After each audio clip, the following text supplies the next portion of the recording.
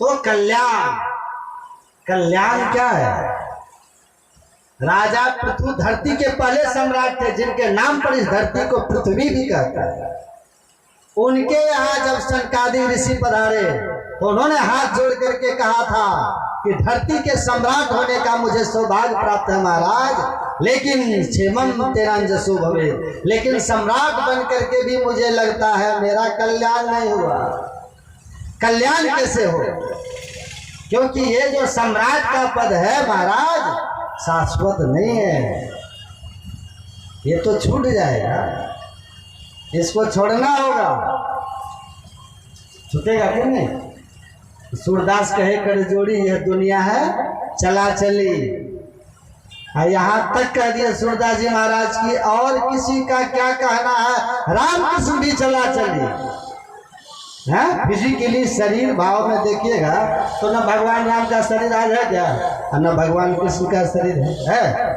शरीर से तो आज वो भी संसार में नहीं है, आत्म भाव में सर्वव्यापक है, लेकिन शरीर से तो नहीं है। तो संसार में जो आए हैं सब चला चली का मेला, लेकिन आत्मा के कल्याण का हमारा कल्याण कैसे होगा? हमारे जीवन में सुख शांति कैसे आएगी? ये अच्छी तरह गांठ बांधकर हम लोग रख रहे हैं कि ये न ऊंचे पद से आएगी, न बहुत धन संपत्ति से आता है। इसकी प्राप्ति का एकमात्र उपाय ये है, राम नाम एक अंग है, सब साधन है शून्य, अंक गए कछु हाथ नहीं, अंक लगे 10 गुना। एक लिख करके अगर आप दाहिनी और 0 लिखते हैं, शून्य लिखते हैं, तो उसका मान 10 गुना बढ़ जाता है। दूसरा शून्य देंगे तो 10 गुना फिर बढ़ा 100, तीसरा शून्य लिखे तो फिर 10 गुना 1000। एक लिख करके आप 0 बढ़ाते चले जाइए, उसका मान 10 गुना बढ़ता चला जाएगा, है कि नहीं? लेकिन अगर एक का अंक मिटा दीजिएगा तब तो 0 0 0 0 बराबर 0, सब 0 शून्य।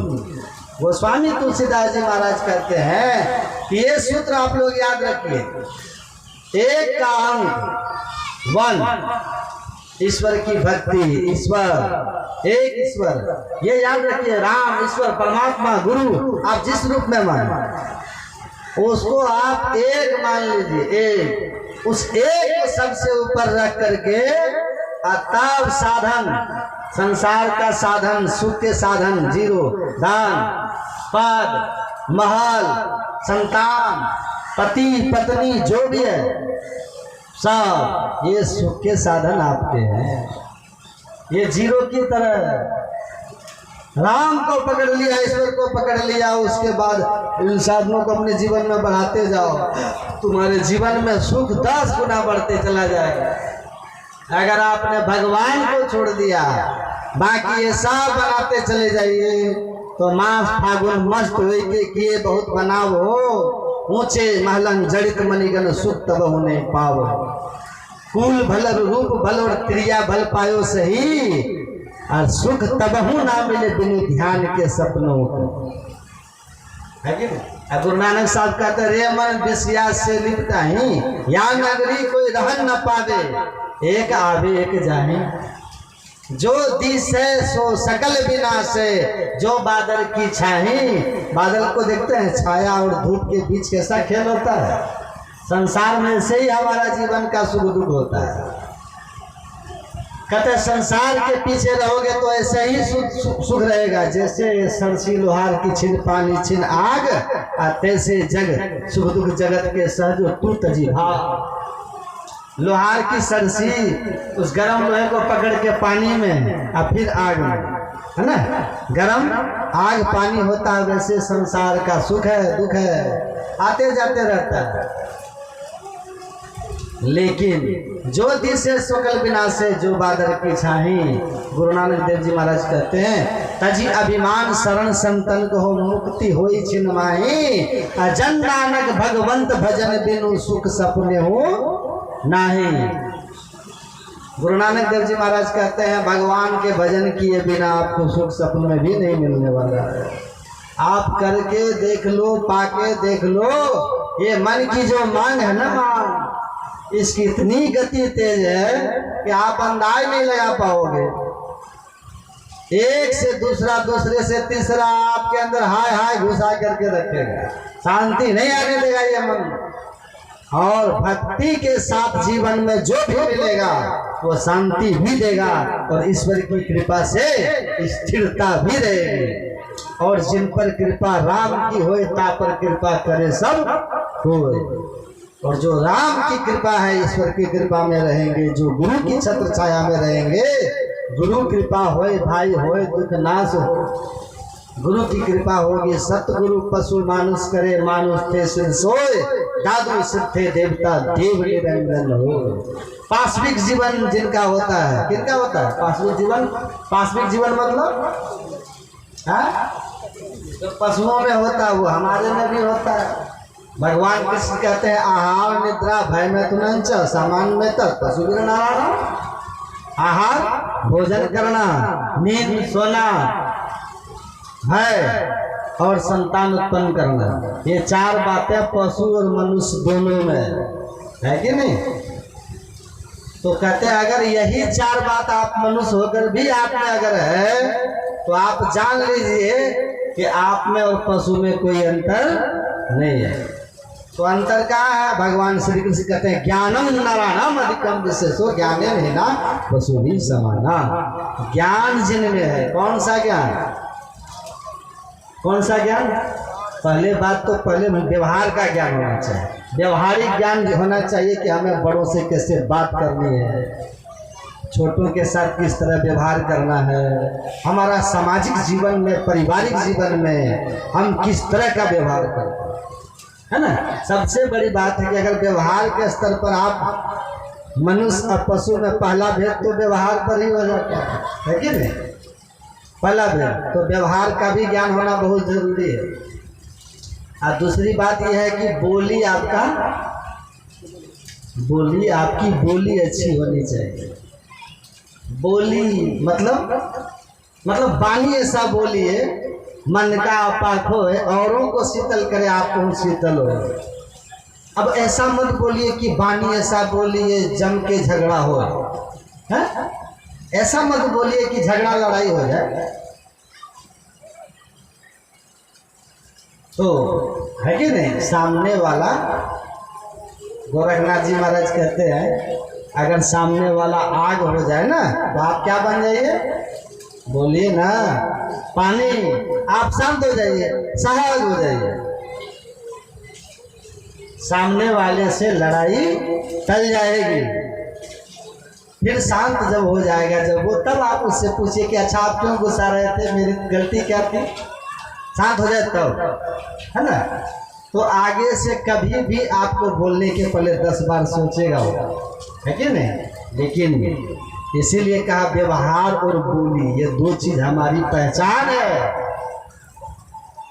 दल बहादुर बाबा थे ना, कुछ दल बहादुर, वो कहते थे कि देख बेटा, लोग इन्हें देखते कि तो पढ़ लची पटना की दिल्ली में, लोग तो ये देखते कि तो बोली व्यवहार के हम छो सर्टिफिकेट तक का पार पे रहते हैं न। बाबूजी के 100 बीघा जमीन रहतो के कागजात लेके घूमी की जमींदार के बेटा छिए,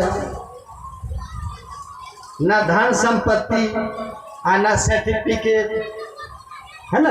बोली या व्यवहार एक रेस पता चल जाता। अब भीतर आपको क्या मिला, कितने ऊंचाई पर आप गए, ये भी कोई देखता तो नहीं है। थर्मामीटर किसी को है कि हम अंधकार में प्रकाश में है, हमारे पास दिव्य दृष्टि है कि हमारे पास कुछ नहीं है, ये आपको नहीं बता सकते, है कि नहीं? आप नहीं बता पाइएगा। लेकिन व्यवहार बोली से आपके सामने आ जाएगा। सबके सामने हमारा व्यवहार होता है, हमारी वाणी होती है, तो उससे तो परख में आ ही जाएगा कि दुकान किस चीज का है। फाटक खुलने के बाद तो पता चल ही जाएगा कि दुकान हीरे की है या साग सब्जी की है। ये फाटक है मुंह। सबसे अच्छी ये चीज है कि हमारा ज्ञान व्यवहार का ज्ञान होना चाहिए, हमारी बोली अच्छी होनी चाहिए। और महत्वपूर्ण बात यह है कि ये जीवन सदा नहीं रहेगा। शरीर का जीवन बहुत कम काल का है और शरीर के बाद का जीवन जो आत्मा का जीवन है वो बहुत लंबा काल का है। तो आत्मा के स्तर पर हम कैसे जिए? जो संपत्ति छूट जाने वाली है उसको हमने कितना जमा किया, और जो साथ लेकर के जाने वाली संपत्ति है वो हमारे पास है कि नहीं, इसको भी सोचना है। वो संपत्ति भी हमारे पास होनी चाहिए। जो पीछे छोड़ जाते हैं और जो साथ लेके जाते हैं, दोनों को संबंध में जानना चाहिए कि शरीर के स्तर पर हम जिए और आत्मा के स्तर पर हम जिए। तो आत्म कल्याण के लिए ईश्वर की भक्ति बहुत जरूरी है। सत्संग, ध्यान, सदाचार, परहित, समाज कल्याण। और दूसरी बात ये, अगर आप ध्यान नहीं करेंगे ना तो दूसरों की सेवा भी अगर करते हैं, दूसरों की मदद भी करते हैं, आप ध्यान अगर नहीं करते हैं ना तो आपका मन जो है ना अहंकारी हो जाएगा कि हम दूसरे की मदद करते हैं, हम उसका भला किए, हम उसका भला किए, है ना। इसीलिए कहा बिना चित्त को निर्मल किए दूसरे की हुई सेवा अपवित्र हो जाती है, क्योंकि वो सेवा हमारे अंदर अहंकार ले आती है। लेकिन जब हम ध्यानी होते हैं, जब हम ध्यान करते हैं, गुरु मंत्र का स्मरण करने वाले होते हैं, तो हमारा चित्त निर्मल होता है। हम दूसरों की सेवा करते हुए उसके प्रति अपना अहोभाव प्रकट करते हैं। ईश्वर के लिए हमारे मन में ये भाव होता है कि ईश्वर की कृपा से मुझे इनका सेवा का सौभाग्य मिला है कि नहीं। अपने अंदर अहम भाव नहीं आता ध्यान करने से।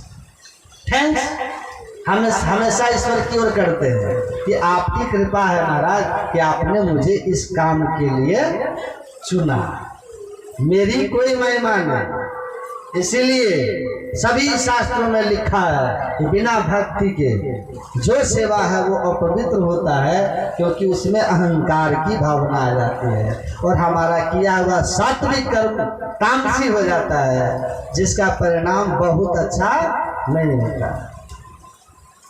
तो भक्ति करते हुए संसार में रहना चाहिए, सेवा करनी चाहिए और अपने जीवन को आनंद और कल्याण के लिए हमारा जीवन आनंदमय हो, इसके लिए भी संसार के केवल सांसारिक पदार्थों से संभव नहीं है कि हमारा जीवन आनंदमय हो जाए।